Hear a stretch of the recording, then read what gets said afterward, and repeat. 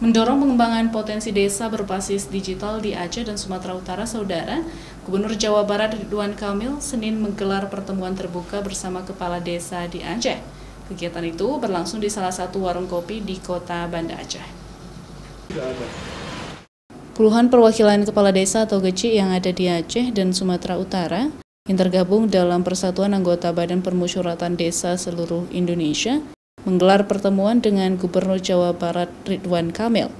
Pertemuan tersebut membahas berbagai potensi yang bisa dikembangkan di desa, mulai dari penguatan sumber daya manusia, bisnis, hingga teknologi yang mumpuni untuk mendukung eksistensi dari desa saat ini.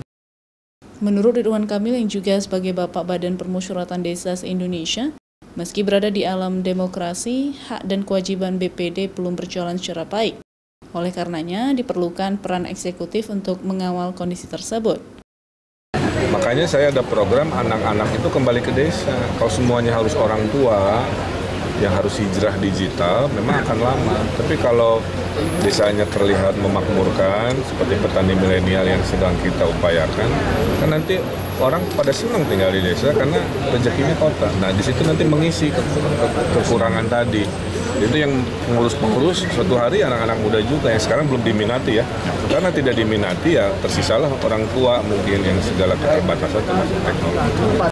Selain menggelar pertemuan dengan para tokoh desa, kunjungan Gubernur Jawa Barat tersebut sekaligus dalam rangka peringatan 17 tahun Tsunami Aceh, di mana salah satu bangunan Museum Tsunami Aceh merupakan hasil dari desain Ridwan Kamil 15 tahun silam. Syahril, Kompas TV, Banda Aceh.